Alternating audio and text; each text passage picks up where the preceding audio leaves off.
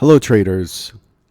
It is 8:02 a.m. Chicago time on Wednesday, the 13th of March, 2019. Thanks for joining again. Derivatives trading involves substantial risk of loss and is not suitable for all investors. Past performance is not necessarily indicative of future results. This morning, the market is the indices are pushing higher. Crude oil again leading the pack at 57.68, up 82 cents or 1.4%. The pound is strengthening this morning because of the Brexit vote. There's another Brexit vote today at 3 p.m. Eastern, 2 Central. And then the NASDAQ up 23 points or 0.32%. Volatility index off 13 cents or 0.86%. So allocation is mixed-ish with a slight push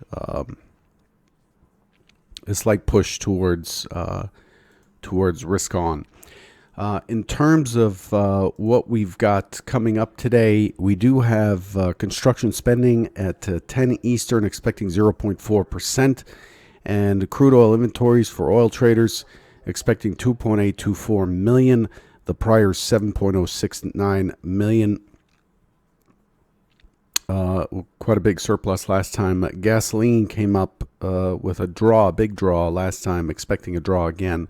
2.9 million. Expect prices to continue to go up at the pump.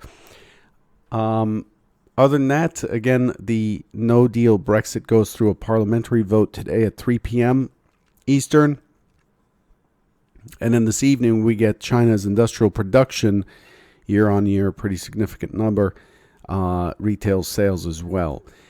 Let's take a look at what we expected yesterday versus what we got. Now, if you recall, yesterday, there was a very low expectation of another trend day. The market is not likely to trend or create two trend days in a row. Very, very low probability. I think it's in the realm historical probability of around 11%. The last time I ran the study, which was a while ago. I'm sure that's changed a fair amount, but in either case, it's not likely. So both scenarios are looking for a resting market, a balanced market to near highs. So the primary scenario is for CHOP push through the overnight high yesterday, 27.99, pushed through 2800 to 2801.50 or so.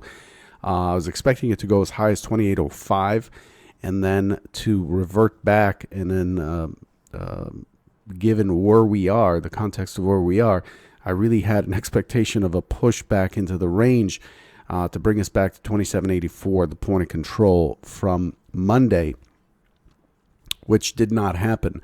The secondary is a responsive choppy market, skew down, and then it takes off. Excuse me, hang on. It takes off and starts pushing through the 2800 up to 2805. Now, neither of those really worked out as expected.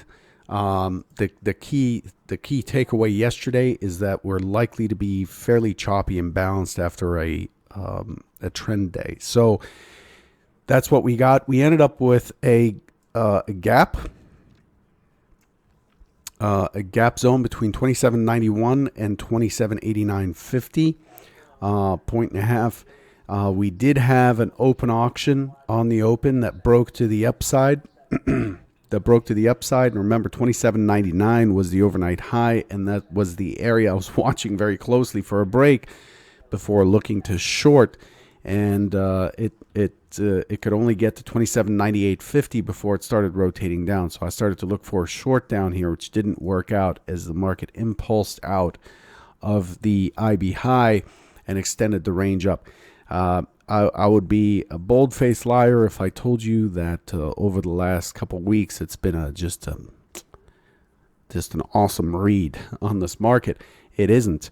I'm finding the price action kind of obscure, and as I discussed last week, the normal the normal pattern of an impulse, pullback, continuation, consolidate, correction, that hasn't been working for some time, and that's a sort of a bread and butter type of look, as long as context can support it. And so that's how things are shaping up currently. We spent most of the afternoon just going from an area of consolidation to area of consolidation. This was a big one right here, right after the European close. It just sat sideways, just choppy, and then we finally sell off back to the open. The open is these green dots are the open yesterday, 27.93.50. Chop, goes back up to where the point of control was, right up here at 2800.25. Again, lots of turbulence expected around the century figure. This is where we expect folks to interact with the futures to hedge outside positions, options, and so on. And in 2 days, we have quad witching, where all this stuff just expires, right? So options on futures, options on stocks, futures, and single stock futures all expire on Friday. And so we're still in rollover week. And the pace of the roll, so far, it's been in line. The roll's been in line with it kind of drifted a little bit. It was a little bit laggy earlier this week, but the pace of the roll is back in where we expect it to be, and it's about 95% complete at this point. And so that's important to note as the pace of the roll, and that information is available on the CME's website. As the pace of the roll reaches its completion, we can start using the delta again, the volume delta again. We can start relying on volume information more easily than we did last Friday and the last couple of days, which kind of opens up our perspective to have that volume information. So that's what we saw yesterday. We, like I said, we ended up with a double distribution day, a normal variation day. Normal variation. This isn't a double distribution trend or anything.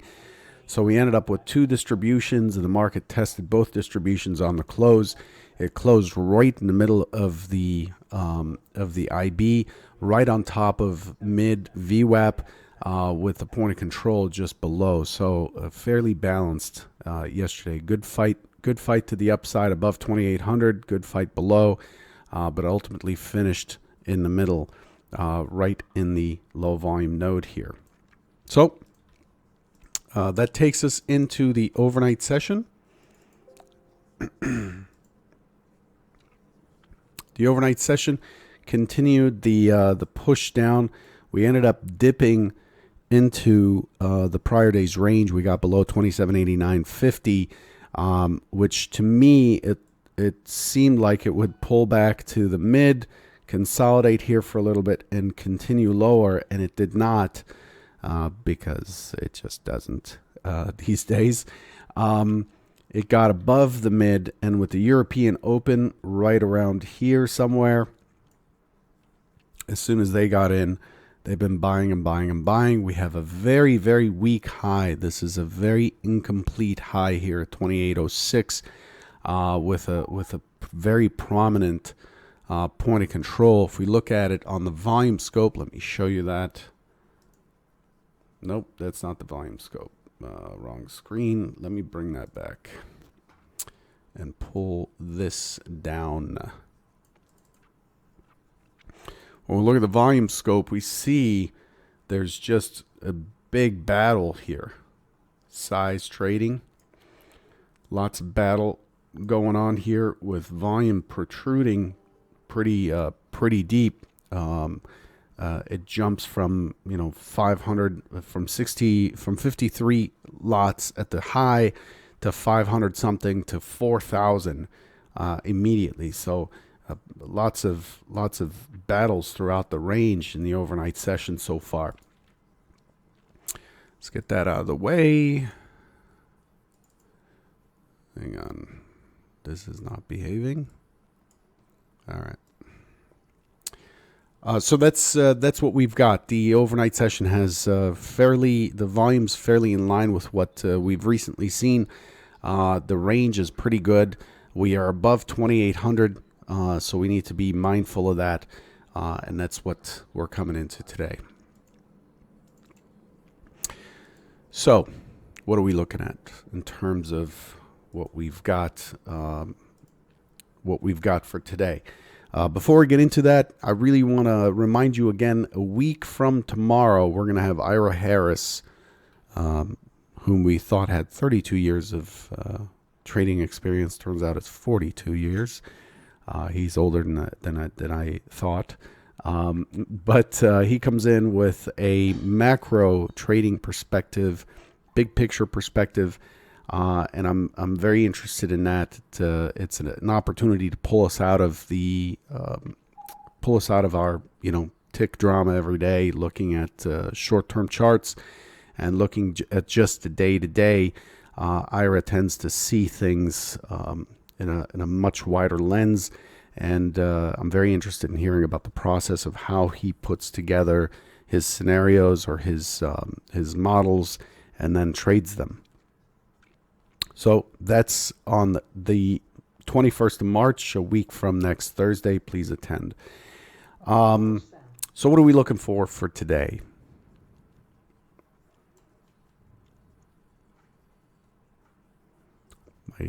My hands are not functioning. My fingers are not functioning today. I think I'm pressing something when I'm not. So we're right up against the overnight high. We keep squeezing this high. Chances are we're likely to continue to squeeze this high. The next key area up is around 28.14. We have some singles up there from the 4th. We're taking back. Let me squish this a little bit so that we can see what we're doing. Look at this day right here. This is basically the template day currently. The template day before this was right here, the 5th, with a high of 28.0225, which is basically the first high we had yesterday was templating the 5th, and we took out that high by 2 ticks before reverting back. So we did a good job templating this day yesterday, and now we've pushed above, and the next key area up is right up here on that day. So the expectation this morning, one second. The expectation this morning is that we're likely to continue to squeeze higher, probably get into an open auction out of range again.